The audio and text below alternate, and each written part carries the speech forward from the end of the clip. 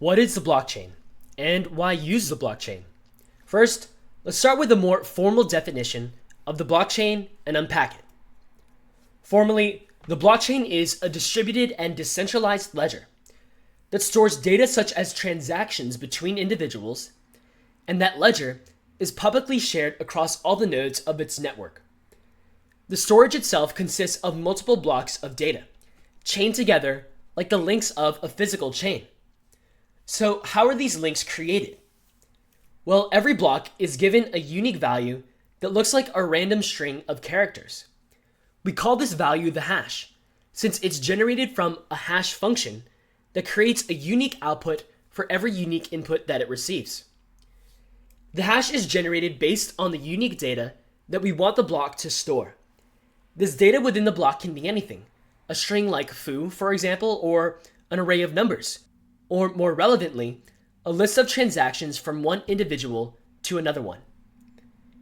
The unique hash for the block is generated not only from the data we want to store, but also more metadata about the block, such as when it was created and its position in the chain. There's also one more very crucial data point used to generate the hash of a new block. The unique hash of the last block is also used as part of the input that the new block uses to generate its hash. This means that the last block is an integral part of creating the new block's hash value. In addition, the block itself will now have a reference to the last block's hash value as part of its public data. Links from block to block are created because each new block makes a reference to the last block's value. This reference to the last block's value links the last block to the new one, and as more blocks are created, eventually we have this chain of blocks, creating the blockchain. Okay, so that's a high-level overview of the blockchain. There's still a few concepts from the original definition that we have yet to explore, so let's unpack those. First off, we have this idea of a ledger. A ledger is a record-keeping book that records all the transactions of an organization. It records contracts, payments, movements of assets, etc., so that the organization can track its economic history. As a ledger, the blockchain serves the purpose of storing transactional data. So, the blockchain is a ledger. And as we defined earlier, it's in fact a distributed ledger. So, what makes it distributed? A blockchain ledger is distributed because the ledger itself is shared with everyone using the blockchain network.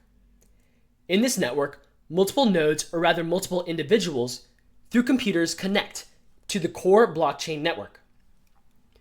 By connecting to the blockchain network, they each get a copy of the complete blockchain ledger that has recorded the entire history of data that is stored in the blockchain. Now that everyone has a copy of the blockchain ledger, they will get updates every time someone changes their individual blockchain as it's sent through the network. This idea of the blockchain ledger being distributed touches on the idea of the blockchain also being decentralized. Since everyone has a copy of the updating ledger, there is not one central organization with the responsibility of updating and maintaining that ledger. Let's discuss this idea of decentralization further by contrasting the centralized and decentralized models. In the centralized model, a bank holds the ledger itself and records the transactions of everyone's financial accounts. It holds all the data for the organization. So the bank, as the central organization, has all the responsibility and yet all of the power at the same time. So some might see this as a potential negative of a centralized model. Since a ledger is controlled by a single entity, they have complete authority, whether that means invalidating transactions or enacting fines that you might find unfair. However, there are some positives to the centralized model, since the bank can perhaps give you incentives to join their system, or they can give you reward points for using your credit card and insurance policies in case your items get lost or damaged. Still, in this system, you completely trust that central entity in order to record all of your transactions.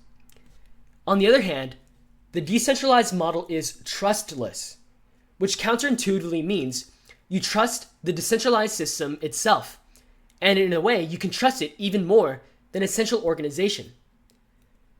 Everyone has equal power and access to the history of transactions in the decentralized model. And furthermore, everyone has the responsibility of recording these transactions. So the system is fair and transparent, and the record of transactions is not kept behind closed doors. You don't trust one organization to manage the data. Rather, you trust the system itself, since you don't have to trust anyone. Finally, let's continue answering this question. We've already started answering it a little bit, but let's ask again, why use the blockchain? So, as a distributed and decentralized system, it's trustless, in the sense that you don't place all the power of recording transactions within one organization. Now, this also means we eliminate the necessity for third-party intermediaries and middlemen to handle our transactions that could enact fees for their services. In the blockchain network, two nodes can trade with each other directly without having to rely on a bank or an accountant to officially document the transaction. Given the nature of the decentralized system, the blockchain is also highly secure. There is not one central point of failure. A hacker that is trying to take down a bank needs to only take down that one bank in a centralized system. In the blockchain, the attacker needs to take over thousands, if not millions, of nodes and computers to hijack the network. This also makes the system very dependable. With all the nodes of the blockchain network recording transactions, you can trust that your data is present, even if your own connected node temporarily goes down. Overall, we now have a better grasp of the blockchain and its definition.